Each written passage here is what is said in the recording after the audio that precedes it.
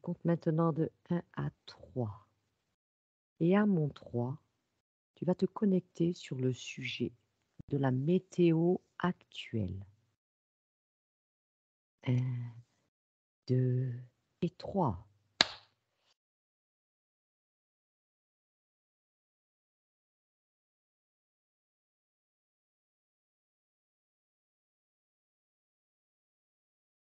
Perçois cette météo. C'est très vaste. Je suis comme au-dessus de la terre. Je vois des zones où il fait très chaud, il y a des incendies. Des zones où il y a des inondations.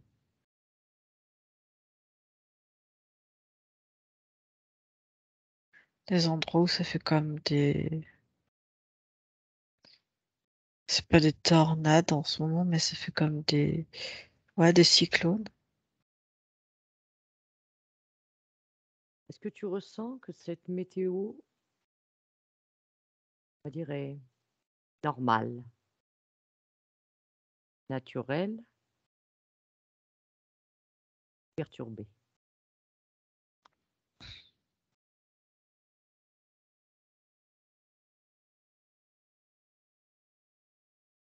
On va dire que les phénomènes qui pleut, tu vois, qui de la pluie, du soleil, c'est des choses naturelles. À l'origine, oui. Mais je sens qu'il y a des choses, j'ai envie de te dire induites. Comme quoi?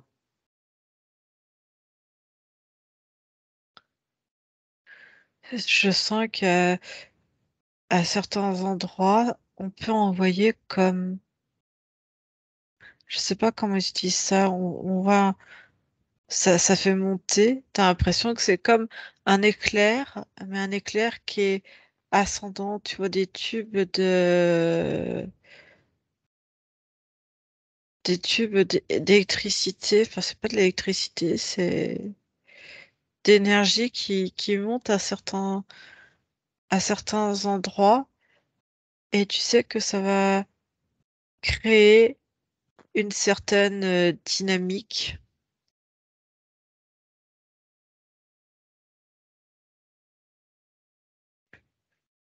et changer, changer l'atmosphère, enfin la charge atmosphérique. Et en fait, c'est en déplaçant ces différents atomes, ça fait des charges électriques qui sont différentes. Et en fonction, tu peux créer un peu plus de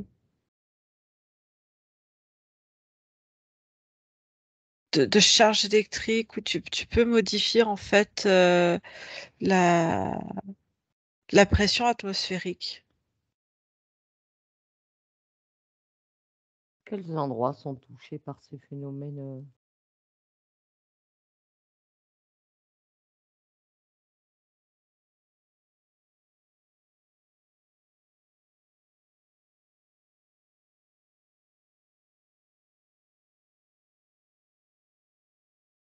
J'ai l'impression qu'il y en a mis minimum. En fait, tu pourrais presque penser par pays, mais pas tout à fait. T'as...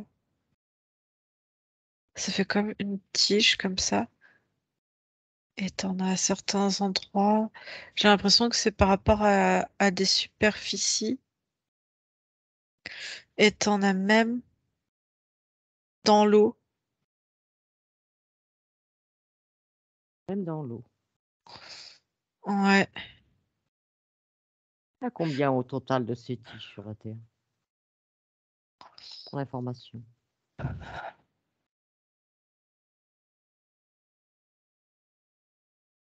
Il y en a 115.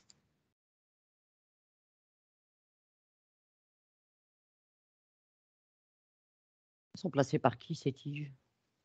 Elles appartiennent à qui? Je vois quand ils sont placés, c'est fait par des groupes militaires. Je vois des militaires qui se déplacent avec des scientifiques.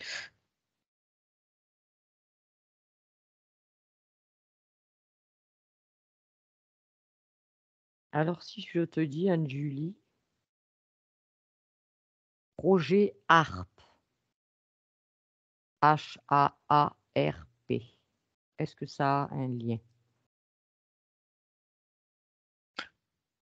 J'ai un grand oui,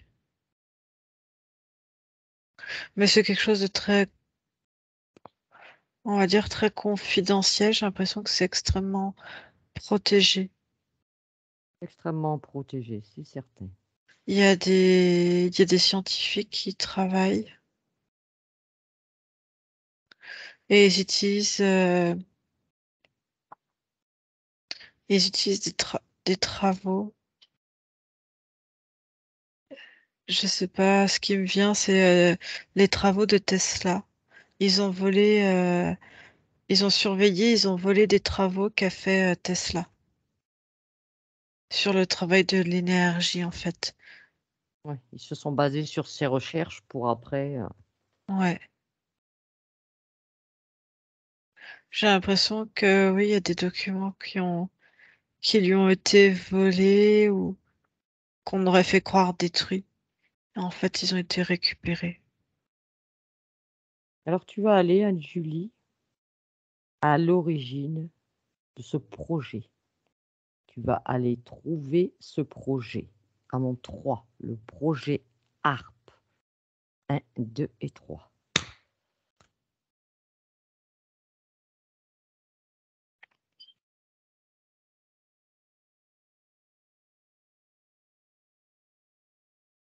J'ai l'impression que ça a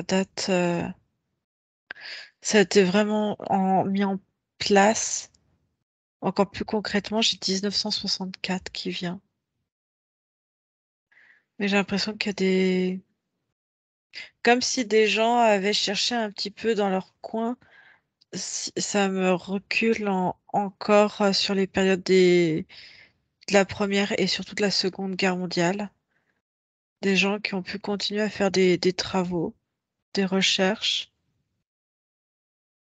qui, tu sais, comme si tu avais des apprentis chimistes, tu vois, chacun dans leur coin, mais ça s'est vite su, quoi. Oui, oui,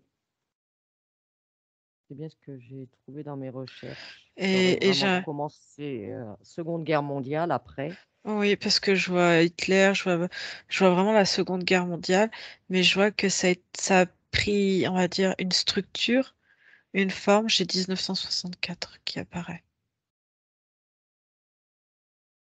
Alors si tu prends ce projet à l'heure d'aujourd'hui, qu'est-ce qu'il contient?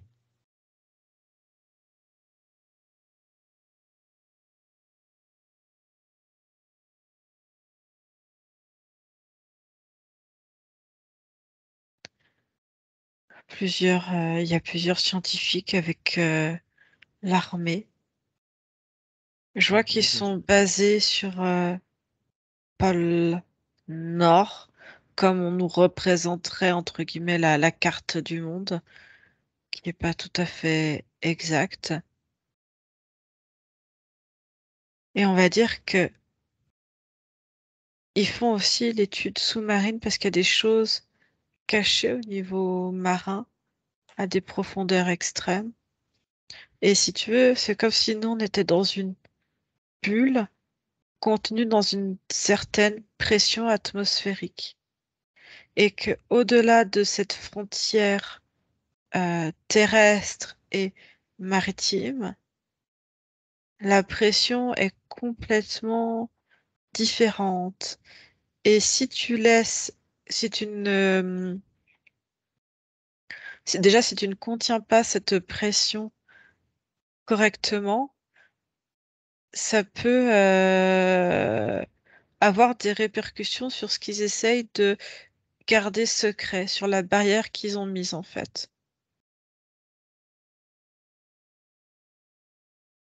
Parce qu'apparemment ce le projet HARP. Ils disent être, un programme de recherche sur les aurores boréales en haute atmosphère. C'est ça, c'est ce qu'ils disent, hein, je pense. Ça leur permet de Et voir, et ça leur permet d'étudier aussi en fonction, tu vois, pourquoi il y a des apparemment, ce changements de serait quand même couleurs, il y a des pressions qui mmh sont différentes, des rayonnements. Ça permet de travailler sur les différents, tu sais, quand on parle d'infra et d'ultra au niveau des couleurs, et ça aussi des pressions. Donc c'est tout ça en fait qui travaille pour garder bien secret autre chose. oui, parce Ils vont qu'apparemment, c'est un pas programme scientifique et militaire américain qui fait des recherches sur l'ionosphère, financé par l'US Air Force et la l'US Navy. mmh, Qu'est-ce que vient foutre l'armée là-dedans? Si c'est que scientifique. parce que comme je te disais, il y a des données qui ont été volées, il faut les protéger. Que sur les extrémités polaires, il y a de grosses infrastructures, militaires pour bloquer, on va dire, les accès, qui sont cachés.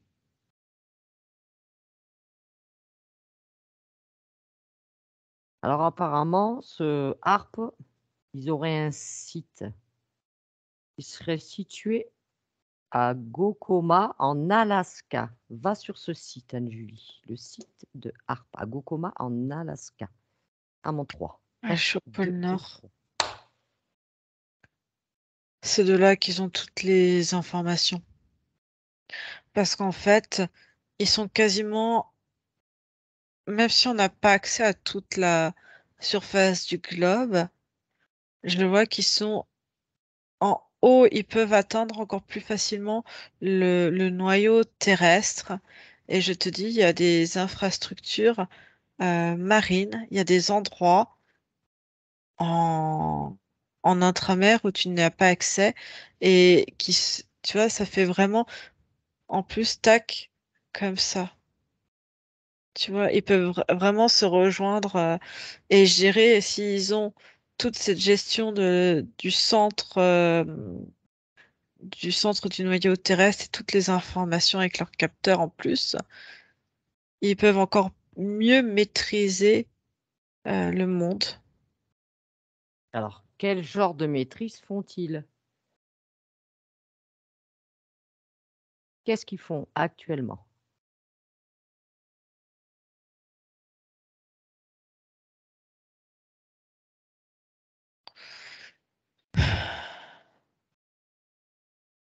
Et il y a plusieurs projets, donc ça va être, si tu veux, je vois, il y a des endroits en fonction on va dire de l'atmosphère, ils peuvent jouer sur le changement climatique Climatique. et faire se déplacer les populations, les faire se regrouper, quitter certaines, zones. Zone, Ça ça leur a quel fait, intérêt? il y a de la peur. À certains endroits, pouvoir faire comme ce qui me vient, tu sais, comme quand tu regroupes le bétail. Ouais. Tu regroupes le bétail pour les faire venir à un endroit donné. Et par exemple, à cet endroit donné, ben, les gens sont perdus dans leurs repères. Ça peut créer, un peu plus de conflits parce que tu mets une population chez une autre population qui peut-être déjà a ses difficultés, donc ça va accroître ces difficultés. Il peut y avoir peut-être plus de violence. Ça permet aussi de faire disparaître certaines personnes. Comme? Ça peut être des enfants ou même des adultes pour, pour des expériences autres. Ça peut être les rassembler à un point donné parce que tu sais qu'à cet endroit, il y a quelque chose peut-être de contaminé et ça peut se propager plus vite.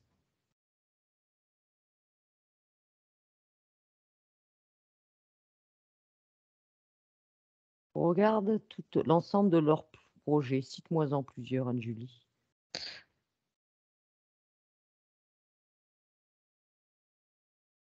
Comme je te disais, le premier de maintenir une pression adéquate sur ce sur quoi on n'a pas accès sur le reste de la Terre, qui est très bien protégé, préservé et encore neutre, ou je sais pas comment t'expliquer ça. Pourquoi est-ce qu'ils veulent pas qu'on ait accès à ça? Parce que c'est encore pur, parce qu'il y a d'autres types de populations aussi. Ça les dérange qu'on puisse avoir accès à ce qui est pur? Oui, parce que en fait, avec les différents produits qu'ils envoient, ça intoxifie le corps de l'être humain. Ça peut le modifier génétiquement aussi. Ils envoient en plus d'envoyer des on va dire des fréquences, ils envoient aussi des produits. Oui, ils peuvent. Ils peuvent soit par le ciel, avec les chemtrails, ou même Alors donc ils ont en on en les vient qu'ils ont un fournissant. lien avec les chemtrails. Ouais. Tout ça est Et lié. puis après, tu vois, ça, mais l'être humain s'intoxifie aussi lui-même avec des produits chimiques, tout simplement, qui met quand, par exemple, des pesticides, des engrais, des choses comme ça. Mais enfin si c'est Ça change quand ils nourrissent. c'est voulu ça, c'est vendu donc c'est voulu. Oui aussi, C'est voulu, sinon ce serait pas vendu. Si on savait, on le sait que parce c'est toxique. on change l'ADN de l'humain, mais on va changer aussi, enfin, la génétique, la composition. Mais on, on, on peut inoculer ça aussi aux animaux, parce qu'on sait que les animaux vont être consommés, mais c'est pareil Les aussi plantes, pour les plantes, les pour l'eau, créations. en fait.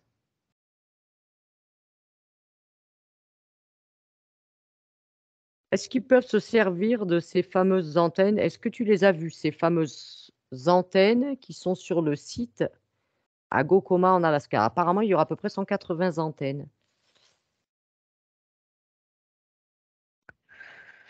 C'est des antennes qui, elles, sont radioélectriques émettrices. apparemment. Ouais, émettrices, comme je te disais, on voit qui envoient une forme d'électricité, d'ondes, euh, qui ont été encore plus travaillées. Ça, ils ont utilisé les travaux de Tesla pour moi.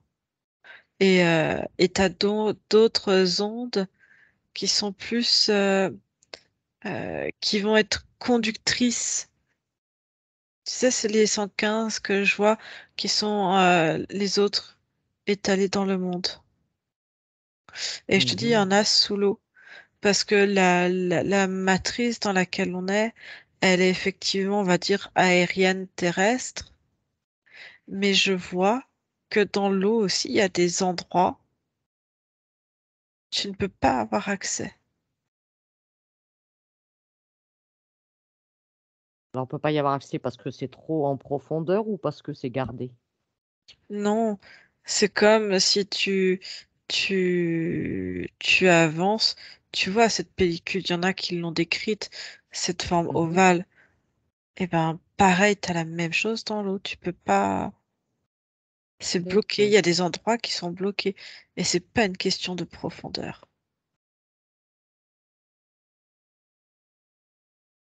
Alors va observe de ces antennes-là et observe, on va dire ces ondes, la radioélectrique qu'ils envoient, où est-ce qu'elles partent? Suis le trajet et regarde jusqu'où ça va. Qu'est-ce qui en Ils résulte? arrivent, ils arrivent en fait depuis le pôle Nord à, à maîtriser en fait leur onde, la pression qu'ils veulent mettre et la direction. Et du coup, c'est réceptionné.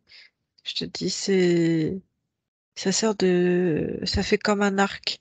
Et pour que l'arc fonctionne, il faut il y ait une entrée, une fin, comme un arc-en-ciel, en fait, tout simplement. Mhm.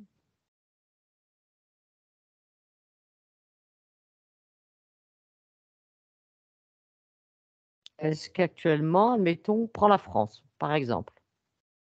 Est-ce qu'on a de ces faisceaux qui sont dirigés sur la France?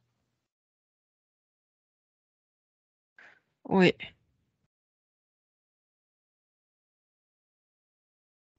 c'en est Est-ce un que qui est. est-ce que c'est la cause de la météo actuelle qu'on a?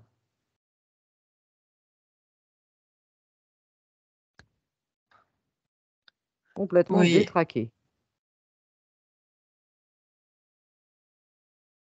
oui, parce il y a eu des changements chaud, froid, pluie, inondation, très chaud, sécheresse et à nouveau des basculements de température et de, et de météo, de pluie, de sécheresse, de choses comme ça. Et ça permet, en fait, si tu casses un rythme qui pourrait paraître normal, tu diminues les productions. Je vois un objectif de détruire les productions. Ça pousse moins Production bien, c'est pas agricole? fertile. Agricole, ouais. Dans quel intérêt? J'y je Bah, soumets des doutes. du coup, flamber des prix derrière, c'est-à-dire que il y aura pas assez de denrées produites par la France en interne. Je vois, mais ça a touché chez certains des fruitiers. Des fruitiers qui ont moins produit parce qu'aux saisons à laquelle ils se développent et qui sont censés bourgeonner, ils ont pas pu.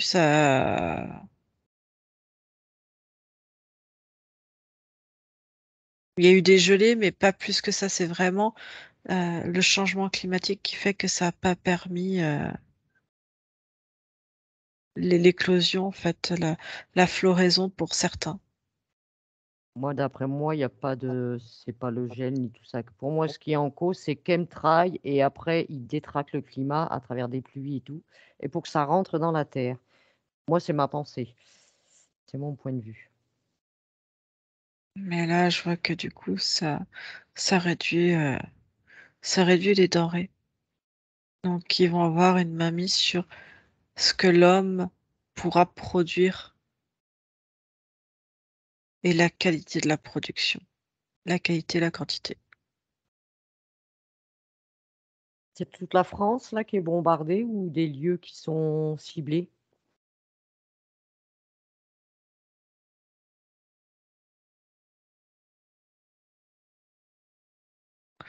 On va dire que majoritairement, là où tu as le plus de production, parce que en haut, je vois, tu vois, le nord-ouest, oui, Mmh. le temps, il a fait froid, donc ça n'a pas permis, mais c'est pas des récoltes, si tu veux, si, par exemple, le raisin ou des choses comme ça, Mmh. ça, effectivement, on va pouvoir manger du raisin ou produire du vin, mais ça va pas être une denrée, on va dire, de première nécessité, comme le blé, le maïs, les arbres fruitiers. Donc, t'as vraiment, ça fait comme tu vois, ça vient jusqu'à un peu plus haut que Lyon, je veux dire vraiment le haut de la Bourgogne, et ça Ouais. descend comme ça va à hauteur du Jura, et la hauteur jusqu'à Bordeaux, comme ça, et tout, schlaf, tout le monde est encore plus. Après, c'est que des Ouais, la répercussions autour. je sens la France divisée en 2 là. Je sens que enfin, moi, je suis dans la partie sud. Là, cette année, là, le temps, là, c'est la totale, là. J'ai jamais vu ça, là. On est au sommet de la connerie, là. Pour l'instant, on n'a pas d'été, on n'a même pas eu de printemps et donc c'est l'impact de ces faisceaux. Mais tu as l'impact de ces faisceaux, mais tu as aussi quand t'as un impact sur une région donnée, ça fait effet domino sur le reste du monde, hein. Ah mais c'est sûr, on est d'accord, hein. Je dis pas que ça ne touche C'est-à-dire, que cette région. Non, mais Il c'est-à-dire y a un que par effet boule de exemple, neige. tu as une pression à un endroit, donc une forme de tension Mmh. pour X ou Y raison, plus ou moins, on va dire, naturelle ou alors induite. Tu vas voir, je te dis, ça va être comme ça.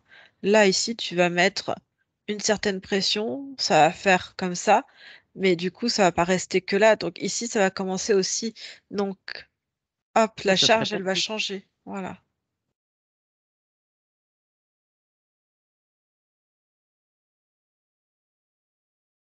Est-ce qu'on est beaucoup concernés par ça, nous, ou pas?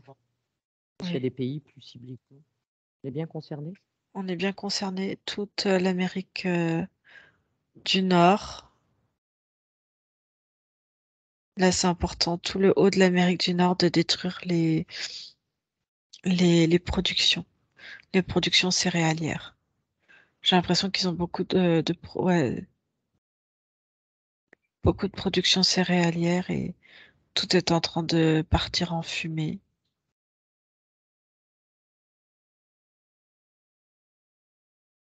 Ouais, je vois bien même pas, hein. Moi, je sais que j'ai rien que dans mon village, là, il y a des agriculteurs.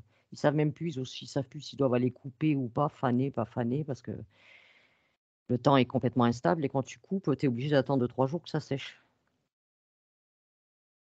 Et là, tout est perturbé.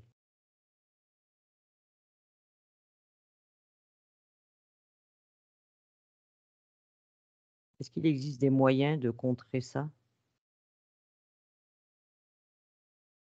À part d'aller détruire leur système. Non. On peut pas aller leur foutre un peu le bordel, non?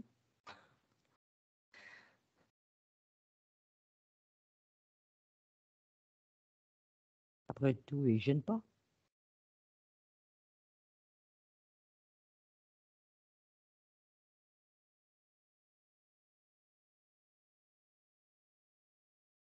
On aurait quelque chose dans notre caisse à outils, Anne-Julie, pour les perturber à leur tour.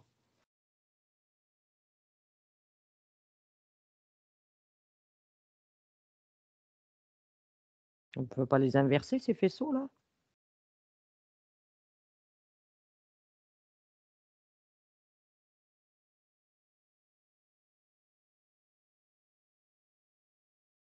Tu les changerais, ça reviendrait aussi sec. Ils verraient que la pression l'a changé, ils mettraient une autre impulsion.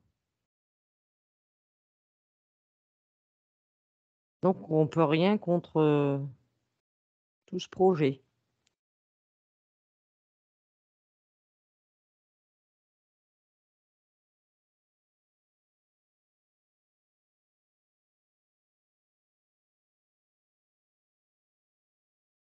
Parce qu'au dire de certains quand même, qu'on appelle des complotistes bien sûr, ça on le sait, HARP ferait partie quand même de l'arsenal militaire du nouvel ordre mondial, hein,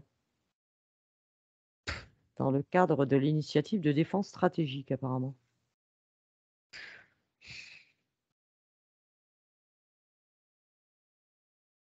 Dans ce projet, il y a quand même, ils veulent aller au-delà. Ils ont quand même s'ils font ça, font ces initiatives, c'est dans le but d'aller vers quelque chose.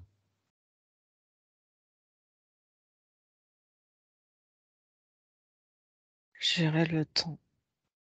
Mais gérer le temps, mais dans tout ce que ça comporte du temps. Météo et temps, l'heure, quoi. Et pas dans un but positif. Enfin, pas pour l'humain tout au moins, pas pour les populations. Non.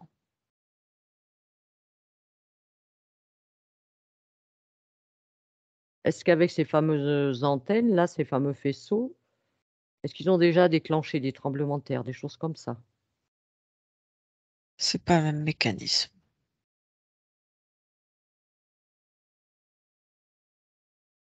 Le mécanisme est peut-être différent, mais est-ce que ça peut partir de là-bas?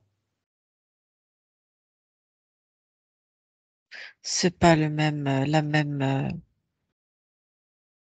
organisation.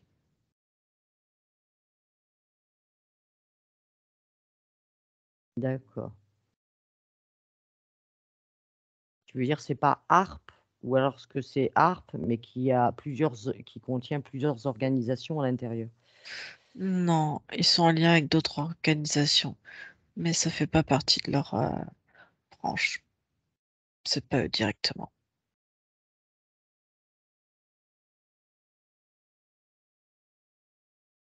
Donc si on parle, si je dis admettons le terme, quelque part, guerre météorologique, ça te dit quoi?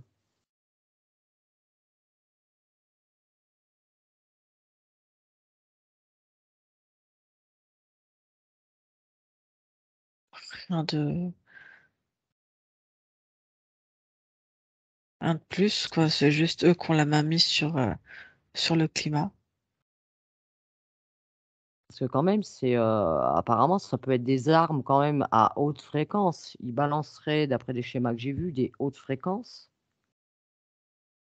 qui après redescendraient, pourraient revenir en basse fréquence. Il paraît que ça pourrait même atteindre les cerveaux, les gens, ces fréquences. Les fameuses ondes radioélectriques. Il paraît que ça aurait un impact aussi sur les corps humains. Alors, moi, je suis pas allée jusqu'au corps humain pur. Je suis restée qu'à un plan, on va dire, à une échelle mondiale. Alors prends un corps humain, un endroit où il balance, voilà, ces ondes radioélectriques et trouve un cas, personne.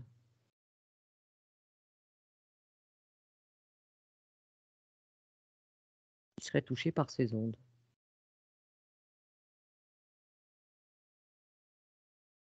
Je vois des personnes qui sont très, tu sais, électrosensibles et qui Oui. comprennent pas que même, je vois une personne qui est complètement recluse, qui a comme des trucs, je sais pas ce que c'est comme matériau, on dirait presque de l'aluminium, ou je ne sais pas ce qu'elle a sur elle, qui sort qu'avec ça, en fait, qui se protège, qui s'est construit un habitat où elle a calculé qu'il n'y avait pas d'antenne, il n'y a aucune onde, il n'y a rien d'électrique chez elle.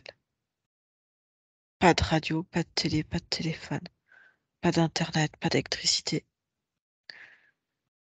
Parce que c'est comme si elle recevait à chaque fois comme des décharges dans le corps, comme si ça la fatiguait énormément, mais comme si elle était envahie de fourmillements et qui, malgré toutes les précautions qu'elle Elle met en prend, place, oui, elle est impactée. elle est impactée, elle sait pas pourquoi en fait. Et pour ça, elle n'a pas de solution. Et quelqu'un qui serait pas sensible à ces ondes, parce qu'il a quand même un impact. On va dire même si c'est inconscient, on est d'accord?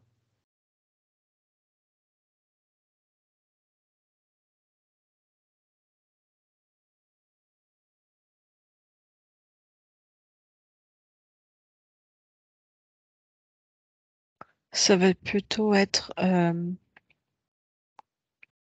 au niveau neuronal ou sur l'émission en fait de chaque organe. Tu vois, c'est comme si chaque organe avait une vibration. Mmh. Alors encore plus le cerveau parce que c'est comme s'il avait une activité d'électrostimulation au niveau C'est ça. neuronal. Donc c'est le plus impacté, Sensible à ça. le plus sensible.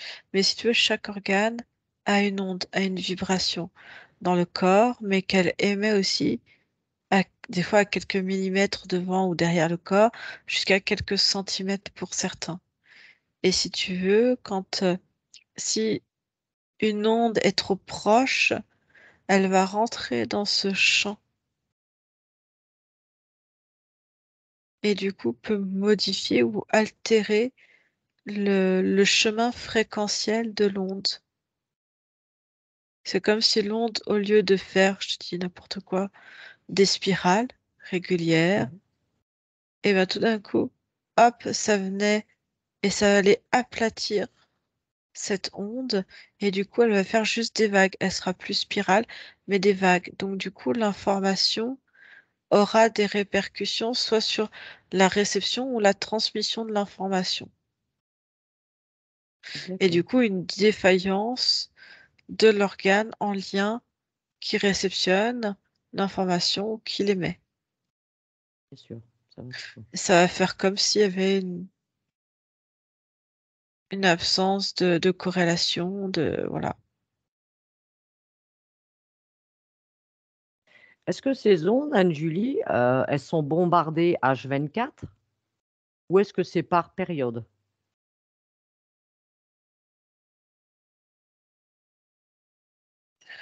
Il y a un maintien fréquentiel pour que ça soit toujours en équilibre pour eux, hein, pour protéger la partie dont on n'a pas accès. Donc il y a toujours une émission pour, on va dire, du champ énergétique, mais de l'énergie qui est là, qui est disponible, ce qu'on appellerait, nous, le vide, comme ça, tu vois. Mmh. Mais ce vide est rempli d'espace d'énergie qui peut être utilisé. Et c'est ça, en fait. Ici, il y a il y a une pression. Elle est peut-être invisible, mais cette pression dégage une certaine énergie qui peut être utilisée. Le fameux vide comme on l'a observé l'autre fois, qui en fin de compte est tout sauf vide, Mm. qui est utilisé.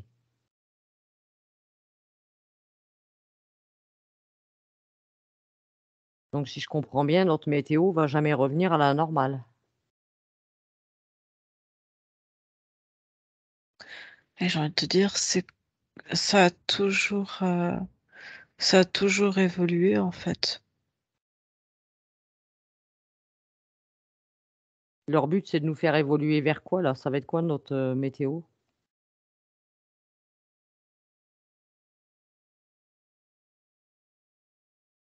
Mettre les gens sous pression, qu'ils soient complètement désespérés, abattus.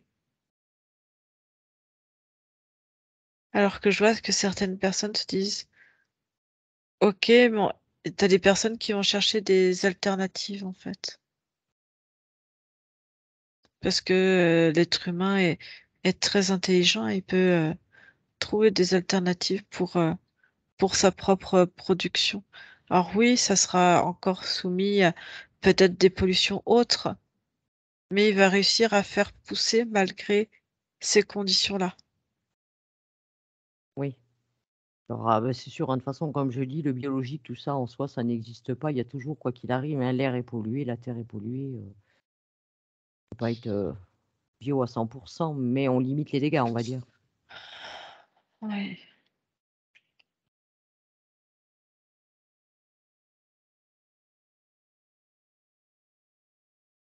Donc c'est fini les saisons, on n'aura plus de saison, Julie?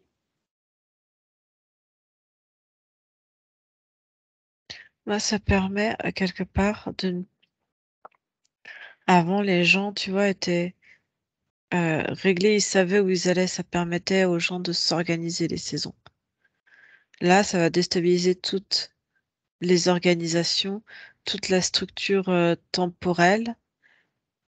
Et du coup, quand tu vas faire de la pluie, bah, les gens vont courir. Tu vois, les gens, quand je te disais, il y a la météo, c'est pas que le temps, la météo et la température et voilà, t'as aussi le temps, l'heure, Mmh. les minutes aussi qui sont inclus dedans.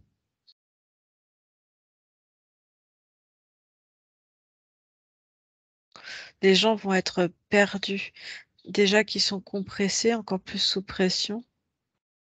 Là, ils n'auront plus de repères, en fait. C'est enlever les repères. Et du coup, tu peux encore plus comprimer le temps et encore plus les contraindre. Ils ont plus de Oui, repères. parce oui, ils ont plus de repères, là, tu peux plus rien programmer, de toute façon, tu sais jamais s'il va faire beau, pas beau, s'il va neiger, pleuvoir, faire 35 degrés. Mm.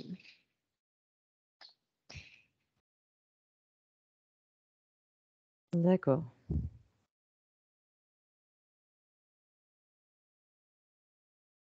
Bien. Bah, déconnecte-toi de ce sujet, Anne-Julie. Tu te déconnectes et tu reviens dans un espace neutre.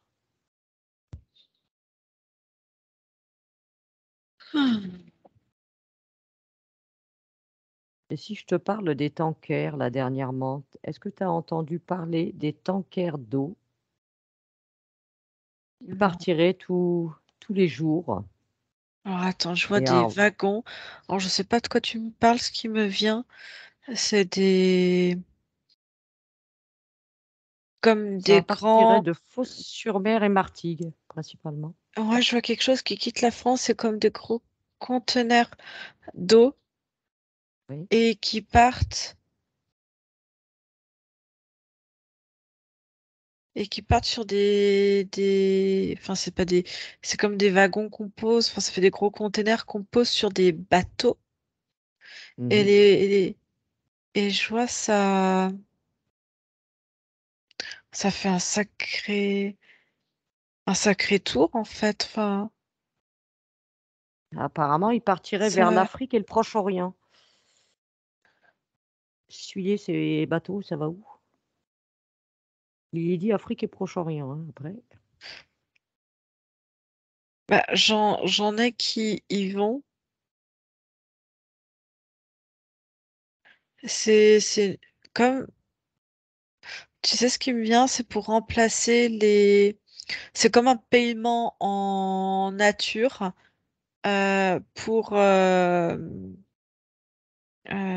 pour le pétrole, c'est un échange en nature. Et je Comme vois, il y en ça. a qui partent, je vois des trucs qui font qui font tout le tour.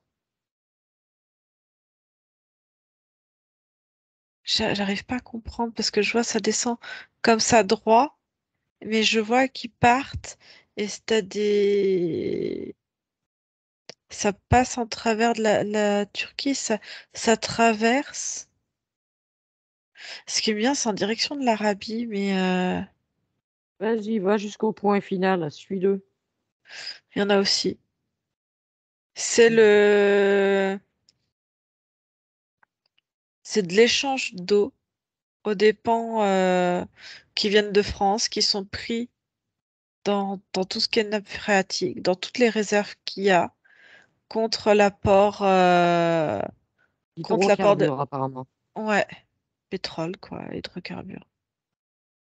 Parce que je vois de la matière noire, tu sais, qui remonte. Oui. Parce qu'il est dit, hein, j'ai vu beaucoup de choses, hein, sur Internet, hein.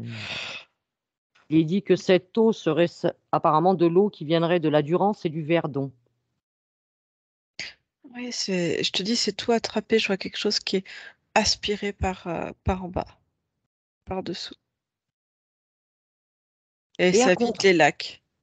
et à contrario, quand même, on nous dit, on nous dit qu'on manque d'eau et qu'il faut avoir un comportement éco-responsable en diminuant notre consommation.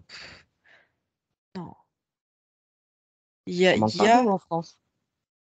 non, si cette eau n'est pas donnée pour avoir un statu quo et être sûr qu'on ne coupe pas l'or noir, on manquerait pas d'eau. Non. Et le fait de tous ces tankers là qui partent tous les jours, mais on parle quand même de quantité phénoménale. Je vois là, j'ai vu marquer 200 000 quand même, un mètre cube d'eau par jour, multiplié par 19 tankers pour un seul endroit. Il Ouais, paraît qu'en une journée, il part la consommation annuelle de la population française, en une journée. Et ça oui, tous les jours. oui, Est-ce qu'elle va nous manquer cette eau au bout d'un moment? oui. Mais c'est juste pour être garant d'avoir tout ce qui est gaz, tout ce qui est pétrole. Enfin, c'est du chantage, quoi. Il n'y a que la France qui donne de l'eau comme ça? Ou est-ce qu'il y a d'autres pays qui font ça? Il y a un petit peu en Espagne, Portugal, mais beaucoup moindre. Non, mais tu sais, c'est au niveau un petit peu l'Italie, tout ce qui va être en bordure, mais tu as moins de lacs, de cuves en fait, Hmm. qui peuvent aspirer parce que c'est en bordure. Et si tu veux, c'est sous garant ce qui vient de l'ONU et de l'Union, enfin de l'Union européenne, ouais, et de l'ONU. Tout le monde est au courant en fait. Oui, bien sûr. Et du coup, en fait, la France paye et rince pour toute l'Union, pour toute cette organisation. D'accord. Et juste pour avoir des hydrocarbures? Et Ouais. comment ils font les autres pour l'obtenir, eux? Ils donnent quoi en échange?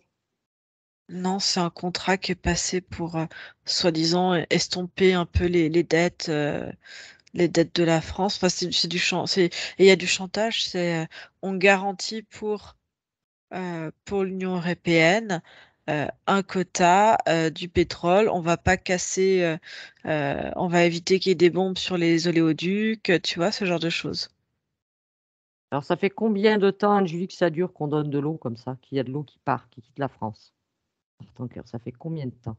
Là, maintenant que ça s'est bien mis en place, 2 ans et demi. Ah, ça fait déjà 2 ans et demi qu'on nous pompe. Ouais. Au départ, ça se voyait pas trop parce que les gens, ils étaient pas, assez souvent dehors pour remarquer ces va-et-vient. Et ça va durer encore combien de temps? Tant qu'ils peuvent, aspirer, Il y a ils une date aspirent. limite à ce contrat ou pas? Non. Non. Super.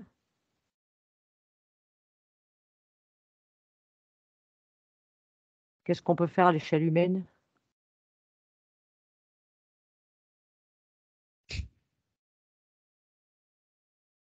Parce que même si tu soulèves le truc et que, tu vois, c'est annoncé, Bah, il y en a plein qui l'ont soulevé, il y a plein de même, des pourtant des trucs qui seraient fort étonnants, mais bon, maintenant ça sort de partout là, je vois, tu vois? J'ai noté, hein, Radio France, Sud Radio, le journal Marianne, Twitter, enfin ils en parlent partout, partout. ah mais regarde qu'est-ce que font les gens. Oui, tout le monde va râler, va crier au scandale dans son coin.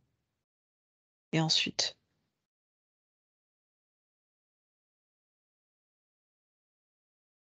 Sauf si, comme, avant, se créent des réseaux, on va dire, clandestins, on va dire, d'attaques ciblées sur, bah, la destruction des canaux qui aspirent, par exemple, ou, mettre en péril, leur fonctionnement. Est-ce que tu vois des probabilités pour ça, Anne-Julie? Non, Même pas? non. C'est désolant, ouais.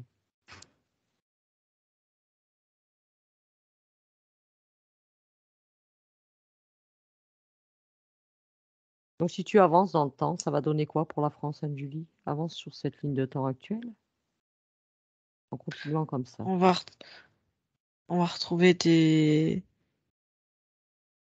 lacs et des rivières, vides, et malgré la météo, il y a quand même quelque chose, tu vois, de naturel, si on en revient à ce qu'on disait tout à l'heure. Donc plus assez de d'eau qui vont être à nouveau absorbées pour faire, ce cycle, météorologique, quoi. Plus, de la fonte des glaces, ça y participe aussi. Et on va vers quoi pour nous, la population française? Ça va être quoi la résultante?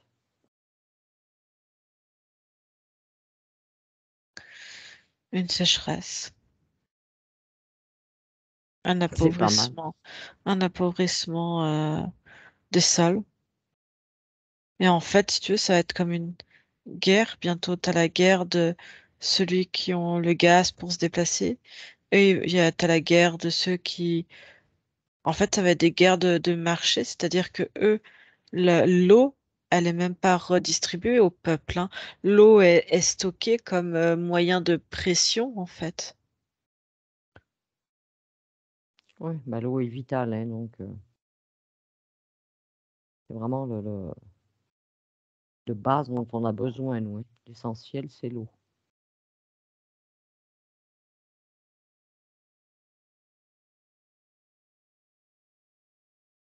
D'accord.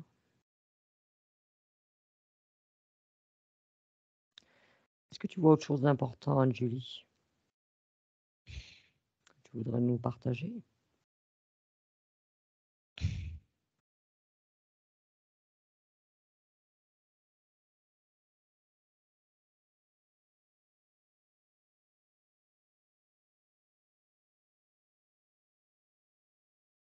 Non, je sais pas quoi te dire de plus. Non? Pas un conseil? Hormis surtout ne nous dis pas d'arrêter de nous laver.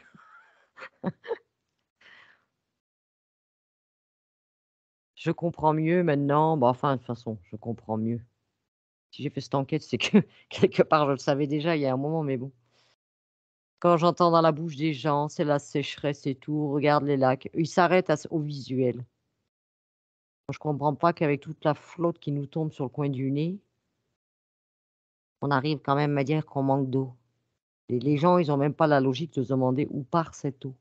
C'est ça qui ils se posent même pas la question.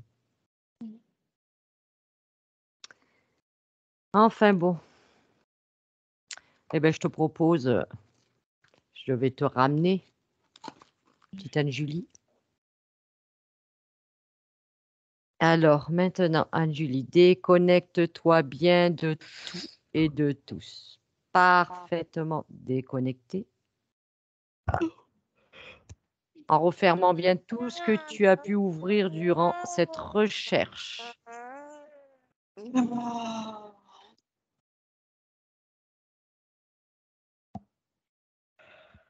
Tu es maintenant parfaitement déconnecté. Tu reviens ici et maintenant dans ton espace. Et je vais compter de 1 à 3. Et à mon 3, tu seras de retour.